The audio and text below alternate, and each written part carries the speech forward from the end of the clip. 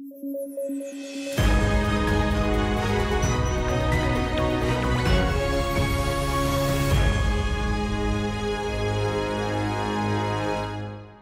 News at 9 programme में आपका स्वागत है। मैं हूं अमृत उपाध्याय। छत्रपति शिवाजी महाराज की प्रतिमा लद्दाख में पैंगोंग त्सो झील के किनारे स्थापित की गई है। प्रतिमा को इंडियन आर्मी के द्वारा 26 दिसंबर को स्थापित किया गया, लेकिन इसकी घोषणा 2 दिन के बाद की गई। प्रतिमा को 14,300 फीट की ऊंचाई पर चीन की सीमा के नजदीक लाइन ऑफ एक्चुअल कंट्रोल के पास से स्थापित किया गया है, लेकिन इसकी स्थापना को लेकर एक डिबेट शुरू हो गई है। डिबेट है लद्दाख की संस्कृति में छत्रपति शिवाजी महाराज के महत्व को लेकर। लद्दाख के स्थानीय नेताओं ने सवाल उठाए हैं कि छत्रपति शिवाजी महाराज की प्रतिमा स्थापना में स्थानीय समुदायों से इनपुट लिए जाने चाहिए थे। साथ ही लद्दाख की इकोलॉजी और पर्यावरण की यूनिकनेस में शिवाजी की प्रतिमा के महत्व पर भी सवाल खड़ा किया गया है। इसके अलावा आर्मी के कुछ रिटायर्ड सीनियर्स ने छत्रपति शिवाजी महाराज के बजाय डोगरा जनरल जोरावर सिंह की प्रतिमा को स्थापित किए जाने की बात कही है। छत्रपति शिवाजी महाराज की प्रतिमा को लेकर डिबेट भले ही हो रही हो, लेकिन ये लोकेशन और मौका दोनों बेहद अहम है। एक तो अक्टूबर में भारत और चीन के बीच पूर्वी लद्दाख में लाइन ऑफ एक्चुअल कंट्रोल यानी LAC पर 2 टकराव बिंदुओं डेमचोक और देप्सांग से सैनिकों की वापसी को लेकर समझौता हुआ था, और पैंगोंग त्सो झील दोनों देशों की सीमा रेखा निर्धारित करने में अहम भूमिका निभाती है। देखिए, LAC यानी line of actual control Bharat और चीन के बीच विभाजन रेखा है, और इसके जरिए भारत और चीन के अधिकार वाले क्षेत्रों को अलग किया जाता है। LAC 3 सेक्टर्स में डिवाइडेड है: ईस्टर्न सेक्टर, मिडिल सेक्टर और western sector. Eastern sector Arunachal Pradesh और सिक्किम में, मिडिल उत्तराखंड और हिमाचल प्रदेश में, और वेस्टर्न सेक्टर लद्दाख में फैला है। LAC लद्दाख स्थित पैंगोंग त्सो लेक से गुजरती है। हम एक बार छत्रपति शिवाजी महाराज से जुड़े कुछ अहम तथ्यों पर भी नजर डाल लेते हैं। छत्रपति शिवाजी महाराज का व्यक्तित्व भारतीय शौर्य और साहस का प्रतीक है। उनके नेतृत्व में स्वतंत्र मराठा राज्य की स्थापना हुई थी। उनका जन्म वर्तमान महाराष्ट्र के पुणे जिले में शिवनेरी किले में हुआ था। उनके पिता का नाम शाहजी भोसले और माता का नाम जीजाबाई था। छत्रपति शिवाजी महाराज पर उनके गुरु समर्थ रामदास का बहुत प्रभाव था। उनके जीवन काल में पुरंदर की संधि बहुत महत्वपूर्ण है। यह संधि मुगलों की तरफ से सेनापति जयसिंह और शिवाजी के बीच हुई थी। बताते हैं कि उनका राज्याभिषेक काशी के प्रसिद्ध विद्वान गंगा भट्ट द्वारा रायगढ़ के किले में 1674 में किया गया था। छत्रपति शिवाजी महाराज ने छत्रपति की उपाधि धारण की थी। शिवाजी महाराज अपने विरोधियों के खिलाफ गुरिल्ला युद्ध कला का प्रयोग करते थे। गुरिल्ला एक युद्ध पद्धति है, इसे आम भाषा में छापेमार युद्ध भी बोलते हैं। इस युद्ध पद्धति में छोटी सैन्य टुकड़ियां शत्रु सेना के पीछे से आक्रमण कर बड़ा नुकसान पहुंचाती हैं। उनका प्रशासन 2 भागों में बटा था। एक भाग जो सीधे मराठों के अधीन था, उसे स्वराज कहते थे। वहीं दूसरा वो क्षेत्र जो मुगलों के अधीन था, लेकिन वहां चौथ की वसूली की जाती थी। एक लंबी तटरेखा के मालिकाना हक के बाद छत्रपति शिवाजी महाराज ने नौसेना बनाने पर ध्यान दिया। उन्हें समझ आ गया था कि एक मजबूत नौसेना ही समुद्र पर नियंत्रण दिला सकती है। मराठा प्रशासन में मंत्रिपरिषद को अष्टप्रधान के नाम से जाना जाता था। छत्रपति शिवाजी महाराज की मृत्यु 1680 में हुई थी। कुछ ही दिनों में फिशिंग कैट का दूसरा सेंसस पूरा होने वाला है। इस दौरान भारत में पहली बार फिशिंग कैट कॉलरिंग प्रोजेक्ट को अंजाम दिया जाएगा, और ये project Coringa wild life sanctuary में किया जा रहा है। प्रोजेक्ट को लागू करने की जिम्मेदारी है देहरादून स्थित wild life institute of India की। देखिए, कॉलरिंग प्रोजेक्ट से मतलब है फिशिंग कैट्स को GIS टैग्ड कॉलर पहनाई जाएगी। इस कॉलर में अन्य सेंसर भी लगाए जा सकते हैं। फिशिंग कैट कॉलरिंग प्रोजेक्ट के मार्च या अप्रैल 2025 तक पूरा होने की भी संभावना है। इसके जरिए फिशिंग कैट के होम रेंज, व्यवहार, हैबिटेट, इकोलॉजी, फीडिंग हैबिट्स के बारे में पता चलेगा। देखिए, फिशिंग कैट बिल्ली परिवार का एक सदस्य है। बिल्ली परिवार के दूसरे सदस्य हैं जैसे बाघ इत्यादि के इतर। फिशिंग कैट्स जलीय पारितंत्र को अधिक पसंद करती हैं। ये जलीय पारितंत्र में शिकार करने में अभ्यस्त होती हैं। मछलियों को पकड़ने के लिए ये बिल्लियां तैरकर लंबी दूरी तय करती हैं। यह प्रजाति खासकर आर्द्र भूमियों और मैंग्रोव वनों में पाई जाती हैं। फिशिंग कैट्स भारत, श्रीलंका सहित नेपाल, थाईलैंड, म्यांमार, बांग्लादेश में भी पाई जाती हैं। भारत में फिशिंग कैट के वितरण की बात करें तो यह प्रजाति खास तौर पर पूर्वी घाट में पाई जाती है। इनके आवासों के विखंडन, इंसानों के साथ संघर्ष और बुश मीट आदि की मांग के चलते इनके अस्तित्व पर खतरा है। IUCN ने अपनी रेड लिस्ट में इसे वल्नरेबल यानी सुभेद्य घोषित किया है। वहीं साइट्स की अनुसूची 2 में यह दर्ज है। बता दें कि Coringa wild life sanctuary Bharat के दूसरे सबसे बड़े मैंग्रोव वनों के लिए प्रसिद्ध है। यह सेंचुरी आंध्र प्रदेश में स्थित है और यहीं पर कोरिंगा नदी बंगाल की खाड़ी में गिरती है। दुनिया 2025 के जश्न की तैयारी में है। 2024 का दिसंबर अपने आखिरी दिनों में है। दिसंबर की कई तारीखें भारत के स्वतंत्रता आंदोलन में बेहद अहम स्थान रखती हैं। ऐसी ही एक तारीख है 28 दिसंबर। 28 दिसंबर का दिन भारतीय राजनीति में आईएनसी यानी इंडियन नेशनल कांग्रेस के पहले अधिवेशन के लिए जाना जाता है। 28 दिसंबर 1885 को कांग्रेस का पहला अधिवेशन मुंबई के गोकुलदास तेजपाल संस्कृत कॉलेज में आयोजित किया गया था। इसमें 72 प्रतिनिधियों ने हिस्सा लिया था। इसके बाद से कांग्रेस का सालाना अधिवेशन भारत के विभिन्न शहरों में आयोजित किया जाने लगा था। कांग्रेस के पहले अधिवेशन की अध्यक्षता व्योमेश चंद्र बैनर्जी के द्वारा की गई थी। कांग्रेस के निर्माण में एक ब्रिटिश अधिकारी A.O. ह्यूम की अहम भूमिका रही। उनके अलावा सुरेंद्रनाथ बैनर्जी और आनंद मोहन बोस कांग्रेस के मुख्य आर्किटेक्ट माने जाते हैं। कांग्रेस में महिला नेतृत्व 1890 से दिखाई देता है। कलकत्ता विश्वविद्यालय की पहली महिला ग्रेजुएट कादम्बिनी गांगुली ने 1890 में कांग्रेस को संबोधित किया था। कांग्रेस की पहली महिला अध्यक्ष एनी बेसेंट थी। उन्होंने 1917 में कलकत्ता में आयोजित 32वें अधिवेशन की अध्यक्षता की थी। सरोजनी नायडू कांग्रेस की पहली भारतीय महिला अध्यक्ष थीं। उन्होंने 1925 में कानपुर में आयोजित कांग्रेस के 40वें अधिवेशन की अध्यक्षता की थी। महात्मा गांधी ने 1924 में बेलगाम में आयोजित कांग्रेस के 39वें अधिवेशन की अध्यक्षता की थी। कांग्रेस के पहले मुस्लिम अध्यक्ष बदरुद्दीन तैयबजी थे। उन्होंने मद्रास में आयोजित कांग्रेस के तीसरे अधिवेशन की अध्यक्षता की थी। कांग्रेस के गठन से राष्ट्रीय स्वतंत्रता आंदोलन को एक संगठित रूप हासिल हुआ। आगे चलकर कांग्रेस राष्ट्रीय स्वतंत्रता आंदोलन की अगुवा बनी। Ministry of Statistics and Programme Implementation MOSPI ने household consumption expenditure survey जारी किया है। सर्वे के मुताबिक ग्रामीण क्षेत्रों में शहरी क्षेत्रों के मुकाबले खर्च तेजी से बढ़ रहा है। सर्वे की माने तो शहरी और ग्रामीण क्षेत्रों के बीच खर्च में जो अंतर था वो भी कम हो गया है। 2023-24 में ये अंतर घटकर 69.7% रह गया है, जो कि 2022-23 में 71.2% के करीब था। मतलब ये कि ग्रामीण इलाकों के लोग शहरी क्षेत्रों की तुलना में ज्यादा खर्च कर रहे हैं। इससे अनुमान यह भी लगाया जा रहा है कि शहरी क्षेत्रों में आमदनी कम हुई है या आय के सोर्सेज में कमी दर्ज की गई है, क्योंकि किसी भी क्षेत्र में खर्च तभी संभव है जब आय हो। बिना आय के खर्च कम या न के बराबर होता है। अगर एब्सोल्यूट टर्म्स में देखें तो ग्रामीण क्षेत्रों में एक ग्रामीण परिवार में औसतन एक व्यक्ति ने खाने पीने के सामान पर 1939 रुपये खर्च किए थे। वहीं शहरी क्षेत्रों में यह आंकड़ा 2776 रुपये के करीब है। ग्रामीण क्षेत्रों में एक व्यक्ति ने नॉन फूड आइटम्स पर 2183 रुपये खर्च किए हैं। वहीं शहरी क्षेत्रों में आंकड़ा 4220 रुपये के करीब है। फूड आइटम्स में अगर कैटेगरी वाइज खर्च देखें तो शहरी और ग्रामीण दोनों ही क्षेत्रों में सबसे ज्यादा धन रिफ्रेशमेंट और प्रोसेस्ड फूड आइटम्स पर किया गया है। दूसरे नंबर पर दूध और दूध से बने उत्पादों पर और तीसरे नंबर पर सब्जियों पर खर्च किया गया है। आइए देखते हैं आज का टर्म ऑफ द डे। आज का टर्म ऑफ द डे है bar council of India. Bar council of India एक सांविधिक संस्था है। इसे संसद ने एडवोकेट्स एक्ट 1961 के तहत गठित किया था। इस अधिनियम के तहत काउंसिल के कार्य भी निर्धारित किए गए हैं। इन कार्यों को पूरा करने के मकसद से काउंसिल उपहार, डोनेशन और ग्रांट स्वीकार कर सकती है। बार काउंसिल ऑफ इंडिया वकीलों के हितों की रक्षा, कानूनी सुधार, वकीलों के लिए कोड ऑफ कंडक्ट तैयार करना और गरीबों को विधिक सहायता मुहैया कराने के लिए जिम्मेदार है। आइए जल्दी से देखें बुलेटिन पर आधारित प्रश्न। पहला सवाल है, निम्नलिखित कथनों पर विचार कीजिए। सूर्य किरण संयुक्त सैन्य अभ्यास का आयोजन 31 दिसंबर से 13 जनवरी के बीच राजस्थान में किया गया था। सूर्य किरण सैन्य अभ्यास का आयोजन भारत और नेपाल के बीच किया जाता है। उपर्युक्त में से सही कथन या कथनों का चुनाव कीजिए। केवल एक, केवल दो, एक और दो दोनों, न तो एक नहीं दो। अगला प्रश्न है, निम्नलिखित कथनों पर विचार करें। भारतीय राष्ट्रीय कांग्रेस की प्रथम महिला अध्यक्ष सरोजनी नायडू थी।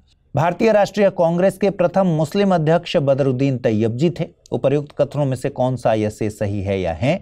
केवल एक, केवल दो, एक और दो दोनों, न तो एक नहीं दो। आइए देखें पिछले बुलेटिन में मैंने क्या सवाल पूछे थे, उनके सही जवाब क्या है। पहला सवाल, आंध्र प्रदेश में मदनपल्ली के संदर्भ में निम्नलिखित में से कौन सा कथन सही है? पिंगली वेंकैया ने यहां भारतीय राष्ट्रीय ध्वज तिरंगे को डिजाइन किया। पट्टाभी सीतारमैया ने यहां से आंध्र क्षेत्र में भारत छोड़ो आंदोलन का नेतृत्व किया। रविंद्रनाथ टैगोर ने यहां पर राष्ट्रगान का बांग्ला से अंग्रेजी में अनुवाद किया। या फिर मैडम ब्लावत्स्की और कर्नल ऑलकॉट ने यहां सबसे पहले थियोसॉफिकल सोसाइटी का मुख्यालय स्थापित किया। सही जवाब है विकल्प सी, यानी रविंद्रनाथ टैगोर ने यहां पर राष्ट्रगान का बांग्ला से अंग्रेजी में अनुवाद किया। और अगला प्रश्न था, मियावाकी पद्धति किसके लिए विख्यात है? वाणिज्यिक कृषि का संवर्धन, शहरी क्षेत्रों में लघु वनों का सृजन, समुद्री सतहों पर पवन ऊर्जा का संग्रहण, जेनेटिकली मॉडिफाइड फसलों को बढ़ावा देना। सही जवाब है विकल्प बी, यानी शहरी क्षेत्रों में लघु वनों का सृजन। आइए शुरू करें। बीते हफ्ते विश्व बैंक ने एक आर्टिकल पब्लिश किया था। आर्टिकल के मुताबिक साल 2024 में भारत ने 129.1 बिलियन डॉलर का रेमिटेंस यानी प्रेषण हासिल किया है। वैश्विक स्तर पर ग्लोबल रेमिटेंस में भारत की हिस्सेदारी 14.3% रही है। इन आंकड़ों के साथ भारत रेमिटेंस के मामले में दुनिया में नंबर 1 पर आता है। भारत के बाद दूसरे नंबर पर है मैक्सिको और तीसरे नंबर पर है चीन। देखिए, रेमिटेंस से मतलब प्रवासियों द्वारा भेजे जाने वाले धन से है। भारत से जो लोग कामकाज के सिलसिले में बाहर यानी दूसरे देशों में चले जाते हैं, वे अपने परिवार के लोगों को या कई बार भारत में निवेश के मकसद से धन भेजते हैं। इस धन को रेमिटेंस यानी प्रेषण कहा जाता है। रेमिटेंस अक्सर विकासशील देशों में परिवारों की आय का एक महत्वपूर्ण स्रोत होते हैं और रेमिटेंस हासिल करने वाले देश की अर्थव्यवस्था में महत्वपूर्ण योगदान दे सकते हैं। रेमिटेंस के मामले में 2000 के बाद भारत का हिस्सा एक आध साल को छोड़कर 10% से ऊपर ही रहा है। कोविड महामारी के बाद से भारत के शेयर में इजाफा ही हुआ है। देखिए, भले ही भारत दुनिया में रेमिटेंस के मामले में नंबर 1 पर है, लेकिन जीडीपी में रेमिटेंस का कोई खास योगदान नहीं होता। 2024 में जीडीपी में रेमिटेंस की हिस्सेदारी 3.3% ही है, जबकि 2024 में नेपाल की जीडीपी में रेमिटेंस की हिस्सेदारी 25% से ज्यादा है। ऐसे ही Tajikistan, Nicaragua, Lebanon, Samoa, Honduras और टोंगा की जीडीपी में रेमिटेंस की हिस्सेदारी 25% से ऊपर है। यूपीपीएससी की 2024 की प्रारंभिक परीक्षा में एक सवाल भी पूछा गया था। सवाल था, सूची 1 में देशों के नाम दिए गए थे और सूची 2 में वर्ष 2022 में प्रवासियों द्वारा भेजी गई राशि को क्रम के अनुसार दर्शाया गया था। सूची 1 को सूची 2 से सुमेलित कीजिए और सूचियों के नीचे दिए गए कूट का प्रयोग कर सही उत्तर चुनिए। सूची 1 में मैक्सिको, उसके सामने लिखा था प्रथम, चीन उसके सामने लिखा था द्वितीय, भारत उसके सामने लिखा था तृतीय और फिलीपींस लिखा था चतुर्थ। और कूट दिया गया था ABCD 4-1-2-3, 3-4-2-1, 2-3-1-4 या फिर 1-2-3-4। और इस प्रश्न का सही जवाब है विकल्प सी। हाल ही में क्वाड के विदेश मंत्रियों की एक बैठक संपन्न हुई थी। मौका था क्वाड सहयोग की 20वीं वर्षगांठ का। इस मौके पर भारत समेत क्वाड के अन्य देशों ने एक बार फिर से एक free and open Indo Pacific की प्रतिबद्धता को दोहराया। क्वाड के देशों ने एक ऐसे इंडो पैसिफिक की बात कही है जो शांतिपूर्ण हो, समृद्ध हो और स्टेबल हो। आइए सबसे पहले जान लेते हैं कि भाई इंडो पैसिफिक क्या है। द डिप्लोमेट में छपे लेख के मुताबिक दुनिया के मानचित्र को समझने के 3 तरीके हो सकते हैं। पहला है भौगोलिक सीमांकन। इसमें सीमा का निर्धारण जमीन और पानी, पठार और प्रायद्वीप, समुद्र और महासागरों के जरिए किया जाता है। और दूसरा तरीका है राजनीतिक सीमांकन। इसमें सीमाओं का निर्धारण महाद्वीपों और देशों, द्वीपों और टेरिटोरियल सीज, कॉन्टिनेंटल शेल्फ्स और एक्सक्लूसिव इकोनॉमिक जोन के जरिए किया जाता है। तीसरा तरीका है कल्पना। इसमें मानसिक संकल्पना के जरिए पहले वाले दोनों तरीकों का प्रयोग किया जा सकता है। इंडो पैसिफिक एक ऐसी ही मानसिक संकल्पना है। इसमें हिंद महासागर और प्रशांत महासागर को जुड़े हुए क्षेत्र के तौर पर देखा जाता है।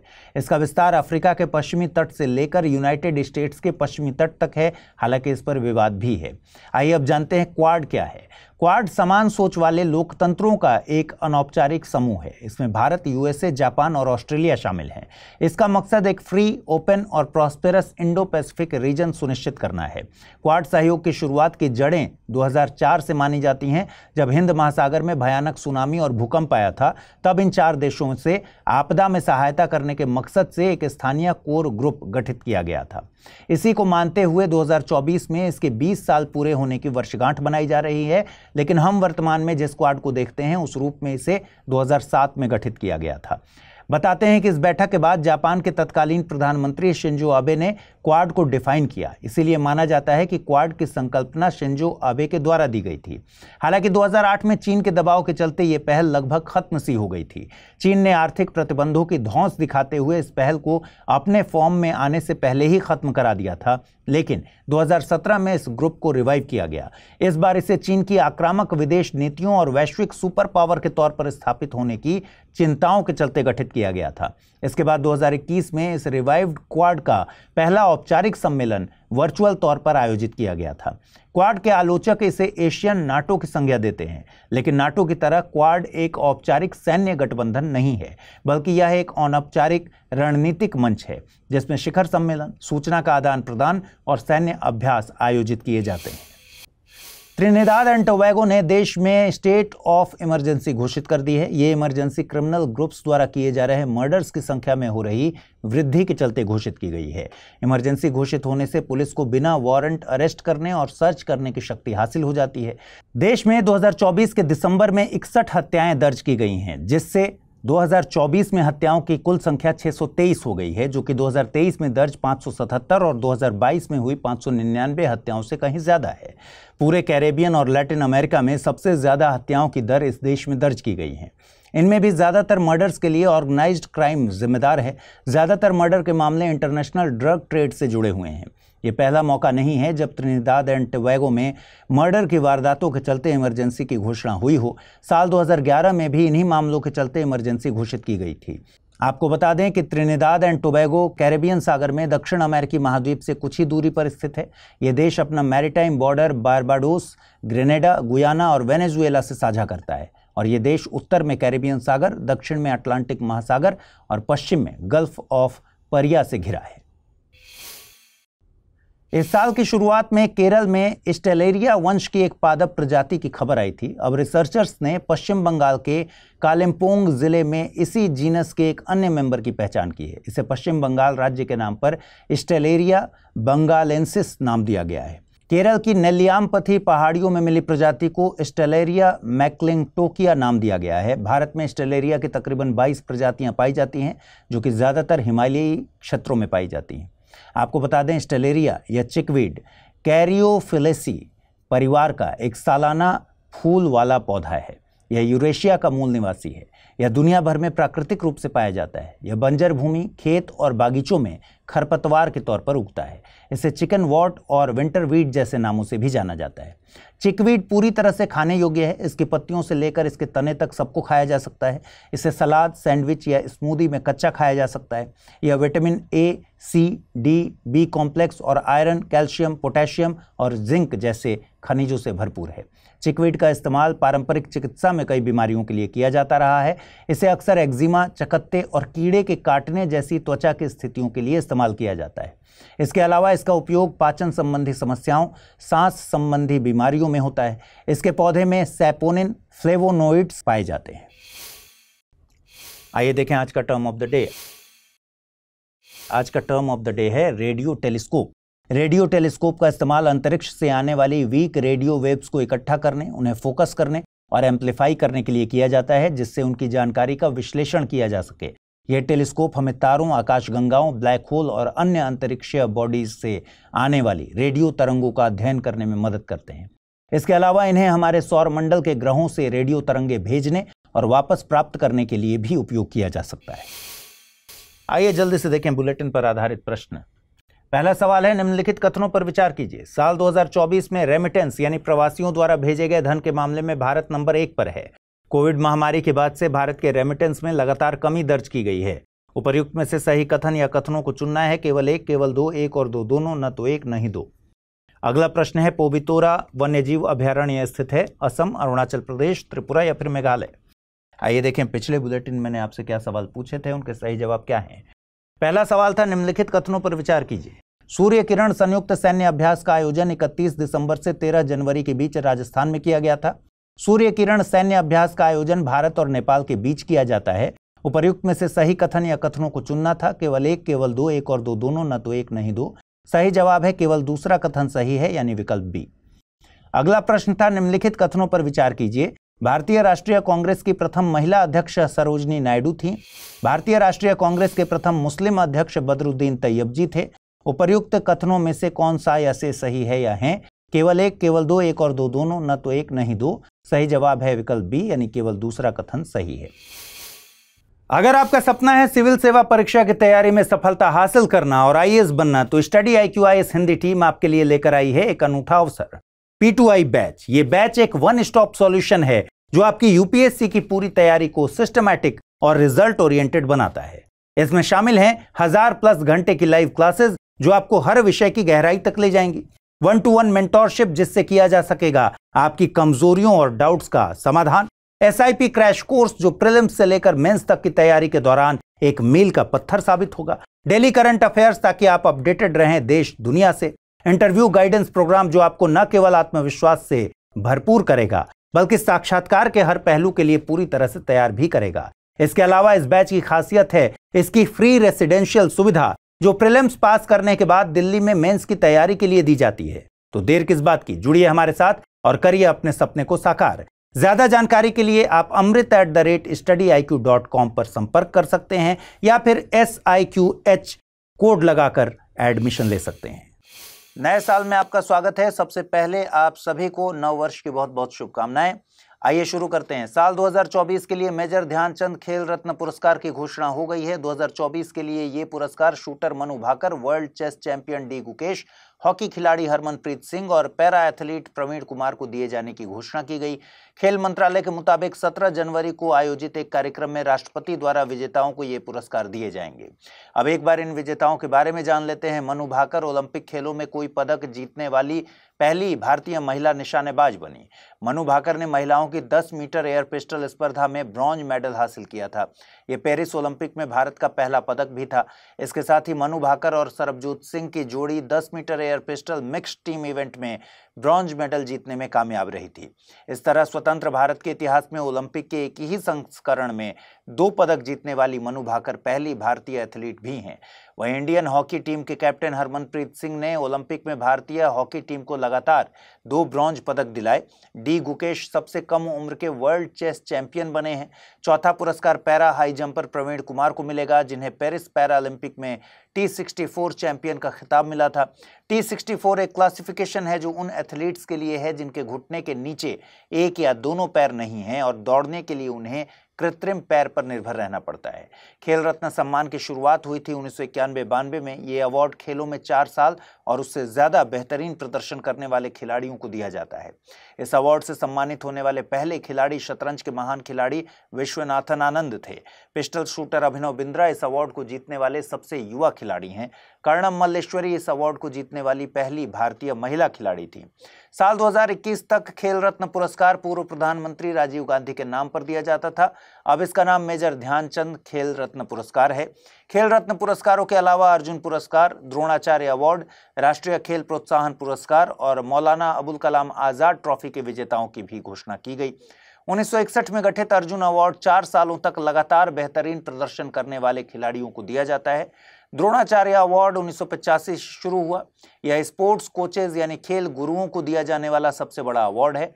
मौलाना अबुल कलाम आजाद ट्रॉफी बीते 1 साल में इंटर यूनिवर्सिटी टूर्नामेंट्स में बेहतर प्रदर्शन करने वाली यूनिवर्सिटी या संस्था को दी जाती है। राष्ट्रीय खेल प्रोत्साहन पुरस्कार निजी और सार्वजनिक संस्थाओं को बीते 3 साल में खेलों को दिए जाने वाले प्रोत्साहन और विकास कार्यों के लिए दिया जाता है। देखिए, साल 2024 के लिए अर्जुन पुरस्कार के लिए 34 व्यक्तियों के नामों की घोषणा की गई है, जो कि याद रखना तो बिल्कुल पॉसिबल नहीं है। इसलिए जिन कैटेगरीज के नाम याद रखे जा सकते हैं वो मैं डिस्कस कर ले रहा हूं। द्रोणाचार्य अवार्ड 2 कैटेगरीज में घोषित किए गए हैं। रेगुलर कैटेगरी में पैरा शूटिंग के कोच सुभाषा राणा, शूटिंग के कोच दीपाली देशपांडे और हॉकी के लिए संदीप सांगवन के नाम की घोषणा हुई है। वहीं lifetime category badminton coach S Muralidharan और फुटबॉल कोच अर्मांडो एंजेलो कोलाके के नामों की घोषणा की गई है। इसके अलावा राष्ट्रीय खेल प्रोत्साहन पुरस्कार कैटेगरी में physical education foundation of India के नाम की घोषणा की गई है। वहीं मौलाना अबुल कलाम आजाद ट्रॉफी के लिए ओवरऑल विनर चंडीगढ़ यूनिवर्सिटी को घोषित किया गया है। NHRC यानी राष्ट्रीय मानवाधिकार आयोग के अध्यक्ष पद को लेकर तमाम अटकलों पर विराम लग गया। दरअसल सुप्रीम कोर्ट के पूर्व जज V रामासुब्रमण्यम को NHRC के अध्यक्ष पद पर नियुक्त कर दिया गया है। उनके अलावा विद्युत रंजन सारंगी को आयोग के सदस्य के तौर पर नियुक्त किया गया है। देखिए, कानून के हिसाब से NHRC में एक अध्यक्ष, 5 पूर्णकालिक सदस्य और 7 मानद या डीम्ड मेंबर होते हैं। लेकिन वर्तमान में आयोग में अध्यक्ष के पद पर V रामासुब्रमण्यम, पूर्णकालिक सदस्यों में विजया भारती सयानी, प्रियंक कानूनगो और विद्युत रंजन सारंगी मौजूद हैं। वहीं पदेन सदस्यों में राष्ट्रीय अल्पसंख्यक आयोग के चेयरपर्सन इकबाल सिंह लालपुरा, राष्ट्रीय अनुसूचित जाति आयोग के अध्यक्ष किशोर मकवाना, राष्ट्रीय अनुसूचित जनजाति आयोग के अध्यक्ष अंतर सिंह आर्या, राष्ट्रीय महिला आयोग की चेयरपर्सन विजया के राहतकर, राष्ट्रीय पिछड़ा वर्ग आयोग के चेयरपर्सन हंसराज गंगाराम अहीर और Rajesh Agarwal, chief commissioner for persons with disabilities शामिल हैं। वहीं national commission for protection of child rights के चेयरपर्सन विशेष अतिथि सदस्य के तौर पर शामिल हैं। राष्ट्रीय मानवाधिकार आयोग का गठन हुआ था 12 अक्टूबर 1993 को। इसे मानवाधिकार अधिनियम 1993 के जरिए गठित किया गया था। इस अधिनियम को protection of human rights amendment act 2006 के जरिए अमेंडमेंट भी इसमें किया गया। राष्ट्रीय मानवाधिकार आयोग का गठन पेरिस सिद्धांतों के अनुरूप हुआ है और यह देश में मानवाधिकारों को बढ़ावा देने के लिए जिम्मेदार है।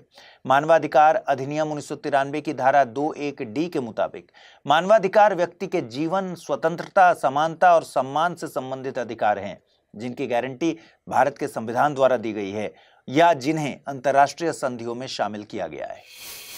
आपने सुना होगा कि कानून की नजर में सब बराबर होते हैं, लेकिन भारत में जाति का समीकरण यहां भी लागू हो जाता है। दरअसल अक्टूबर 2024 में सुप्रीम कोर्ट ने जेल के कैदियों के साथ जाति के आधार पर होने वाले भेदभाव के मामले पर एक आदेश दिया था। कोर्ट ने कहा था कि जेल में कैदियों के साथ SC, ST और डी नोटिफाइड ट्राइब होने के चलते जो भेदभाव किया जा रहा है वो संविधान के अनुच्छेद 14, 15, 17 और 21 का उल्लंघन है। कोर्ट ने कहा था कि एवरीवन इज बॉर्न इक्वल और किसी को भी जाति से जुड़े स्टिग्मा का दंश जीवन भर झेलने की जरूरत नहीं है। कोर्ट ने केंद्र को मॉडल प्रिजन मैनुअल 2016 और prisons and correctional services act 2023 में 3 महीनों के भीतर जरूरी बदलाव करने के लिए कहा था। उसके बाद अब गृह मंत्रालय ने मॉडल प्रिजन मैनुअल 2016 और prisons and correctional services act 2023 में संशोधन किया है। गृह मंत्रालय ने जेलों में कैदियों के साथ जाति के आधार पर भेदभाव और वर्गीकरण को रोकने के लिए ये संशोधन किए हैं। इसके लिए सभी राज्यों और संघ शासित प्रदेशों के मुख्य सचिव को सूचित किया गया है। नए संशोधनों के मुताबिक जेल प्राधिकारियों को यह सख्ती से सुनिश्चित करना होगा कि कैदियों के साथ उनकी जाति के आधार पर कोई भेदभाव या वर्गीकरण न हो। पत्र में साफ किया गया है कि जेल के अंदर सीवर या सेप्टिक टैंक की हाथ से सफाई की अनुमति नहीं होगी।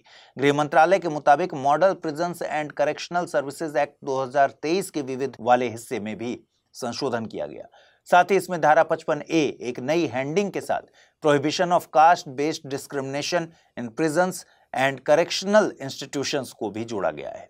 देखिए, the prohibition of employment as manual scavengers and their rehabilitation act 2013 विधिक तौर पर जेलों और ऐसे ही संस्थानों पर भी लागू होता है। आपको बता दें कि जेल भारत के संविधान की 7वीं अनुसूची की राज्य सूची का विषय है। जेलों का प्रबंधन और प्रशासन विशेष रूप से राज्य सरकारों के अधिकार क्षेत्र में आता है। भारतीय जेलें कई तरह की चुनौतियों का सामना कर रही हैं। इन चुनौतियों से निपटने के लिए सरकार ने समय समय पर कई समितियों का गठन किया है। इनमें justice Mulla committee, justice VR Krishna Iyer committee और जस्टिस अमिताभ रॉय पैनल प्रमुख है। Centre for Monitoring Indian Economy द्वारा जारी आंकड़ों के मुताबिक भारत ने पहली बार कॉफी के निर्यात में $1 बिलियन का आंकड़ा पार कर लिया है। ये आंकड़े वर्तमान वित्त वर्ष में नवंबर तक के हैं। परंपरागत तौर पर भारत को चाय के निर्यातक के तौर पर जाना जाता है, लेकिन वैश्विक कॉफी निर्यात में ये आंकड़ा छूना दिखाता है कि भारत के कदम अब कॉफी एक्सपोर्ट में आगे बढ़ रहे हैं। वियतनाम और ब्राजील जैसे प्रमुख कॉफी उत्पादक देशों में सप्लाई संबंधी समस्याओं के कारण वैश्विक स्तर पर रोबस्टा कॉफी की कीमतें कई दशक के उच्चतम स्तर पर पहुंच गई हैं। अप्रैल से लेकर नवंबर 2024 तक भारत के कॉफी निर्यात के डेस्टिनेशन में सबसे पहला नंबर यूरोपियन यूनियन का था, लेकिन यूरोपियन यूनियन में यूरोपियन यूनियंस डिफॉरेस्टेशन रेगुलेशन यानी EUDR लागू होने वाला है। इसीलिए वहां के ट्रेडर्स कॉफी जैसे उत्पादों का आयात करके स्टॉक कर रहे हैं, क्योंकि इस एक्ट के लागू होने के बाद भारत जैसे देशों से कॉफी का आयात करना मुश्किल होगा। EUDR का मकसद यूरोपियन यूनियन में ऐसे उत्पादों को बेचे जाने से रोकना है जो वनों की कटाई करके तैयार की गई भूमि से हासिल किए गए हों। भारत में वनों की कटाई दर अन्य देशों के मुकाबले ज्यादा है, इसलिए भारत के कॉफी, वुडन फर्नीचर, लेदर और पेपर बोर्ड जैसे उत्पादों पर असर दिखाई देगा। भारत की बात करें तो भारत में परंपरागत तौर पर कॉफी का उत्पादन पश्चिमी घाट के राज्यों जैसे कि कर्नाटक, केरल और तमिलनाडु में किया जाता है। हालांकि कुछ वक्त से गैर परंपरागत क्षेत्रों जैसे आंध्र प्रदेश, ओडिशा और उत्तर पूर्व के कुछ राज्यों में इसके उत्पादन में तेजी देखने को मिली है। भारत में कॉफी एक निर्यात आधारित उत्पाद है। भारत में उत्पादित होने वाली कॉफी का 65 से 70% तक निर्यात कर दिया जाता है। अरेबिका और रोबस्टा 2 तरह की कॉफी भारत में उत्पादित की जाती हैं। कर्नाटक की बाबा बुदानगिरी हिल्स कॉफी उत्पादन के लिए प्रसिद्ध है। बताते हैं कि 1600 के आसपास संत बाबा बुदान ने ही कॉफी के 7 बीजों के जरिए भारत में कॉफी प्लांटेशन की शुरुआत की थी। भारत में कॉमर्शियली कॉफी का उत्पादन 18वीं शताब्दी में ब्रिटिश आगमन के बाद हुआ। कॉफी के लिए ministry of commerce and industry के तहत कॉफी बोर्ड ऑफ इंडिया भी काम करता है। ये एक सांविधिक संस्था है। इसका मुख्यालय बेंगलुरु में है। कॉफी से जुड़े कुछ और तथ्यों को याद रखिए, जैसे दुनिया भर में कॉफी के उत्पादन में ब्राजील पहले नंबर पर है। वैश्विक कॉफी उत्पादन में ब्राजील की हिस्सेदारी करीब 40% है। कॉफी उत्पादन के मामले में वियतनाम दूसरे नंबर पर है। भारत कॉफी उत्पादन करने वाले टॉप 10 कंट्रीज में से एक है। भारत में कॉफी उत्पादन में कर्नाटक पहले नंबर पर है। कर्नाटक के चिकमंगलूर, कोडागू और हासन जिले कॉफी उत्पादन के लिए बेहद प्रसिद्ध हैं। आइए देखें आज का टर्म ऑफ द डे। आज का टर्म ऑफ द डे है विमुद्रीकरण यानी डीमोनेटाइजेशन। एक ऐसी प्रक्रिया जिसमें किसी मौद्रिक इकाई की वैध स्वीकृति को खत्म कर दिया जाता है। इसमें आधिकारिक मुद्रा में परिवर्तन किया जाता है। जो करेंसी चलन में होती है उसके स्थान पर नई करेंसी शुरू की जाती है। सरकारें इसका प्रयोग जाली मुद्रा, आतंकवाद की फंडिंग और टैक्स फ्रॉड इत्यादि को रोकने के मकसद से करती हैं। आरबीआई एक्ट की धारा 26(2) केंद्र सरकार को बैंक नोट की किसी भी सीरीज को डीमोनेटाइज करने की शक्ति देती है। आप एक सवाल का जवाब दीजिए, अभी तक भारत में कितनी बार डीमोनेटाइजेशन किया जा चुका है? आइए जल्दी से देखें आज के बुलेटिन पर आधारित सवाल। पहला सवाल है, भारत में लोकपाल दिवस मनाया जाएगा 16 जनवरी, 9 जनवरी, 26 जनवरी या फिर 25 जनवरी? अगला प्रश्न है, जस्टिस अमिताभ राय पैनल का संबंध है जेल सुधार, शिक्षा, वित्त या फिर चुनाव सुधार से? आइए देखें पिछले बुलेटिन मैंने आपसे क्या सवाल पूछे थे, उनके सही जवाब क्या हैं। पहला प्रश्न था, निम्नलिखित कथनों पर विचार कीजिए। 2024 में रेमिटेंस यानी प्रवासियों द्वारा भेजे गए धन के मामले में भारत नंबर 1 पर है। कोविड महामारी के बाद से भारत के रेमिटेंस में लगातार कमी दर्ज की गई है। सही कथनों को चुनना है, केवल 1, केवल 2, 1 और 2 दोनों, न तो 1 और न ही 2। सही जवाब है विकल्प ए यानी केवल पहला कथन सही है। कोविड महामारी के बाद से भारत के रेमिटेंस में लगातार वृद्धि दर्ज की गई है। अगला प्रश्न था, पोबितोरा वन्य जीव अभयारण्य कहाँ स्थित है? असम, अरुणाचल प्रदेश, त्रिपुरा या फिर मेघालय? सही जवाब है असम यानी विकल्प ए। अगर आपका सपना है सिविल सेवा परीक्षा की तैयारी में सफलता हासिल करना और आईएएस बनना, तो study IQ IAS Hindi team आपके लिए लेकर आई है एक अनूठा अवसर, P2I बैच। ये बैच एक वन स्टॉप सॉल्यूशन है जो आपकी यूपीएससी की पूरी तैयारी को सिस्टमैटिक और रिजल्ट ओरिएंटेड बनाता है। इसमें शामिल हैं 1000+ घंटे की लाइव क्लासेस जो आपको हर विषय की गहराई तक ले जाएंगी। 1-to-1 मेंटोरशिप जिससे किया जा सकेगा आपकी कमजोरियों और डाउट्स का समाधान। SIP क्रैश कोर्स जो प्रीलिम्स से लेकर मेंस तक की तैयारी के दौरान एक मील का पत्थर साबित होगा। डेली करंट अफेयर्स ताकि आप अपडेटेड रहें देश दुनिया से। इंटरव्यू गाइडेंस प्रोग्राम जो आपको न केवल आत्मविश्वास से भरपूर करेगा बल्कि साक्षात्कार के हर पहलू के लिए पूरी तरह से तैयार भी करेगा। इसके अलावा इस बैच की खासियत है इसकी फ्री रेसिडेंशियल सुविधा जो प्रीलिम्स पास करने के बाद दिल्ली में मेंस की तैयारी के लिए दी जाती है। तो देर किस बात की, जुड़िए हमारे साथ और करिए अपने सपने को साकार। ज्यादा जानकारी के लिए आप amrit@studiiq.com पर संपर्क कर सकते हैं या फिर SIQH कोड लगाकर एडमिशन ले सकते हैं। भोपाल गैस त्रासदी, जिसे याद कर हमारे जेहन में आता है मजबूरी का वो मंजर जिसमें लोग दम घुटने वाली हवा में सांस लेकर मर रहे हैं। रात में सुकून से सोए लोग अगली सुबह देख ही नहीं पाए। इस आपदा को दुनिया की सबसे भयावह औद्योगिक आपदाओं में से एक माना जाता है।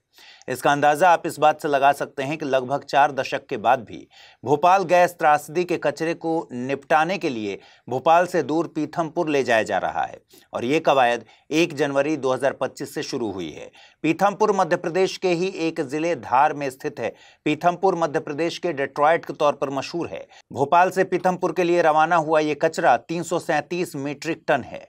इस कचरे को मध्य प्रदेश प्रदूषण नियंत्रण बोर्ड के सुपरविजन में कड़ी सुरक्षा के बीच पीथमपुर भेजा गया है। यहीं पर कचरे को इंसिनरेटर में जलाया जाएगा। इससे भोपाल के गैस प्रभावित इलाकों को कुछ राहत मिली है, लेकिन कहा जा रहा है कि यह अभी भी साइट पर मौजूद खतरनाक कचरे का केवल एक अंश है। इधर पीथमपुर में निपटान योजना के खिलाफ विरोध प्रदर्शन शुरू हो गए हैं। ये विरोध प्रदर्शन बड़े स्तर पर स्थानीय नागरिकों के द्वारा किए जा रहे हैं। इस विरोध प्रदर्शन की वजह है कचरे के निपटान से निकलने वाला धुआं। हालांकि अधिकारियों ने ऑपरेशन जारी रखा है, लेकिन निपटान में लगे ऑफिसर्स का कहना है कि धुएं को नियंत्रित करने की व्यवस्था की गई है। देखिए, भोपाल गैस त्रासदी 2 से 3 दिसंबर 1984 को मध्य प्रदेश के भोपाल में घटी, जो वैश्विक स्तर पर बड़ी रासायनिक आपदाओं के तौर पर आज तक दर्ज है। दरअसल 1960 के आसपास यूनियन कार्बाइड इंडिया लिमिटेड ने भोपाल में एक कीटनाशक बनाने का प्लांट स्थापित किया था। कार्बारिल नाम का ये कीटनाशी MIC यानी मेथिल आइसोसाइनाइड और 1-नेफ्थॉल के रिएक्शन से तैयार किया जाता था। मेथिल आइसोसाइनाइड एक बेहद जहरीला कंपाउंड है। ये उच्च तापमान पर पानी के साथ रिएक्ट करता है और इस रिएक्शन से बहुत ज्यादा हीट निकलती है। 2 दिसंबर 1984 की रात को यूनियन कार्बाइड के प्लांट में जिस टैंक में MIC स्टोर थी उसमें पानी भर गया और ये गैस वेपराइज होकर आसपास के एरियाज में फैल गई। दावा है कि इस गैस से अन्य गैसों की तरह किसी भी तरह की स्मेल नहीं आती, इसलिए बहुत जल्द पता भी नहीं चला। ये गैस आंखों को इरिटेट करती है, लेकिन जिस वक्त गैस हवा में फैली ज्यादातर लोग सो रहे थे। यूनियन कार्बाइड ने कभी भी आधिकारिक तौर पर यह साफ नहीं किया कि उस दिन प्लांट से कौन कौन सी गैसें लीक हुई थी। इस वजह से हेल्थ वर्कर्स को घटना से प्रभावित लोगों को डील करने में बहुत ज्यादा मुश्किल हुई।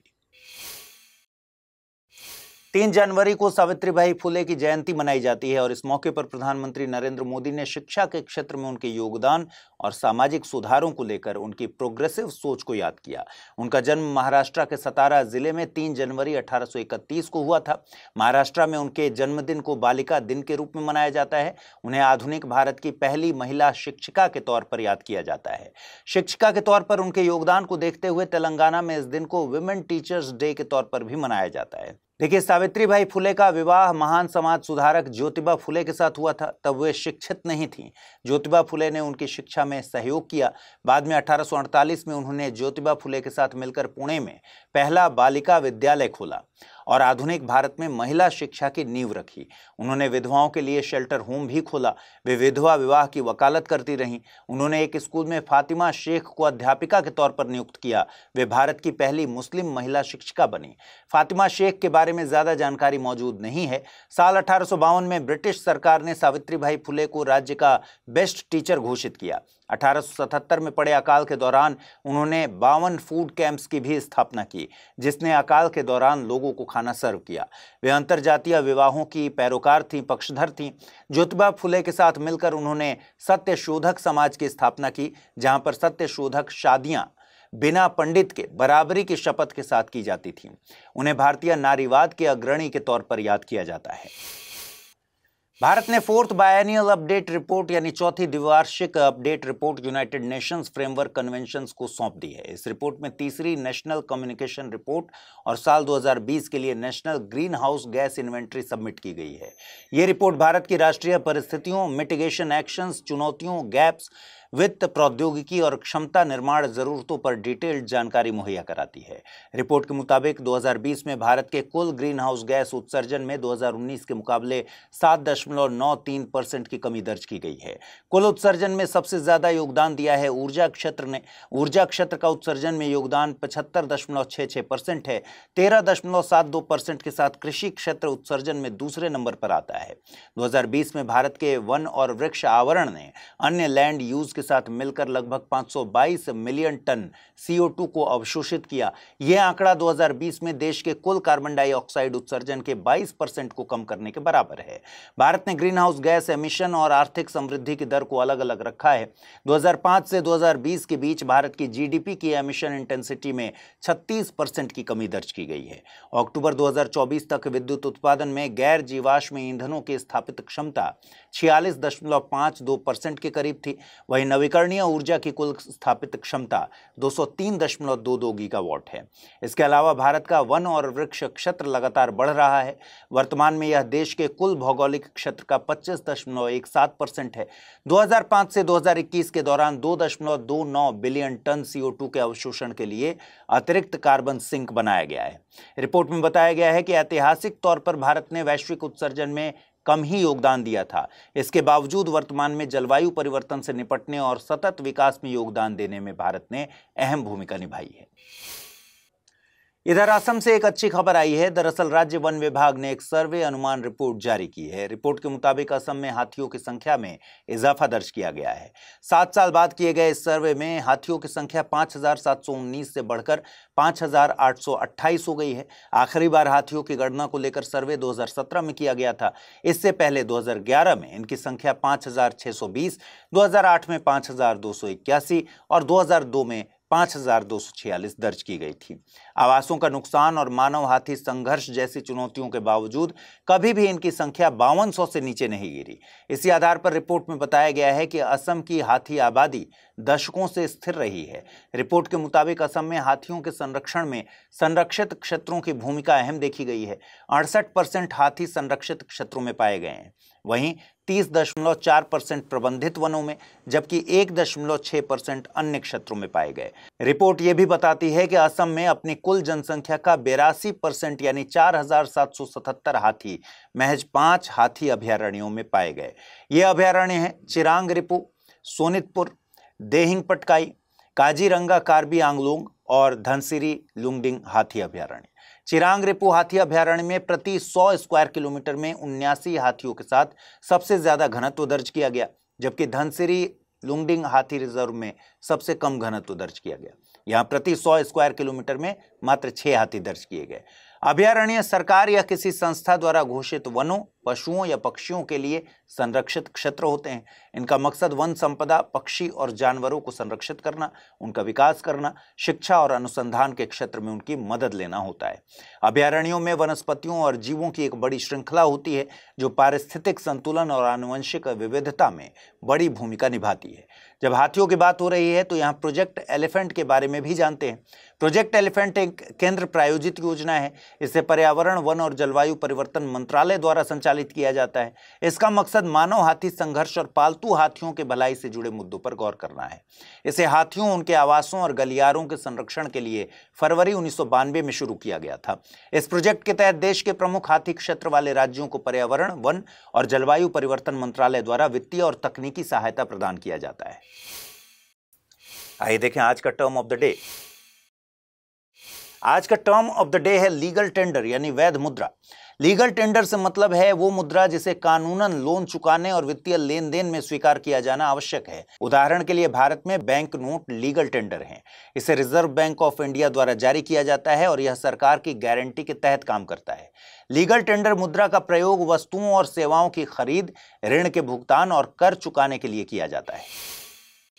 आइए देखें आज के बुलेटिन पर आधारित प्रश्न। पहला सवाल, निम्नलिखित कथनों पर विचार कीजिए। सावित्रीबाई फुले आधुनिक भारत की पहली महिला शिक्षिका के तौर पर प्रसिद्ध हैं। फातिमा शेख भारत की पहली मुस्लिम महिला शिक्षिका के तौर पर प्रसिद्ध हैं। उपर्युक्त में से सही कथन या कथनों का चुनाव कीजिए। केवल एक, केवल दो, एक और दो दोनों, न तो एक और नहीं दो। अगला प्रश्न है, प्रोजेक्ट एलिफेंट कब शुरू किया गया? 1972, 1975, 1992 या फिर 2006? आइए देखें पिछले बुलेटिन में मैंने आपसे क्या सवाल पूछे थे, उनके सही जवाब क्या हैं। पहला प्रश्न है, भारत में लोकपाल दिवस मनाया जाएगा 16 जनवरी, 9 जनवरी, 26 जनवरी या फिर 25 जनवरी? सही जवाब है विकल्प ए यानी 16 जनवरी।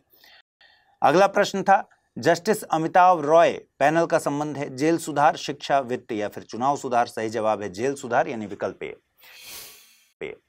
तो आज इस बुलेटिन में इतना ही। ख्याल रखिए अपना, ठीक से पढ़ाई कीजिए। अगर आप इस बुलेटिन की पीडीएफ हासिल करना चाहते हैं, अमृत उपाध्याय 007 टेलीग्राम चैनल है जिस पर इसकी पीडीएफ रोजाना मिलती है। नमस्कार।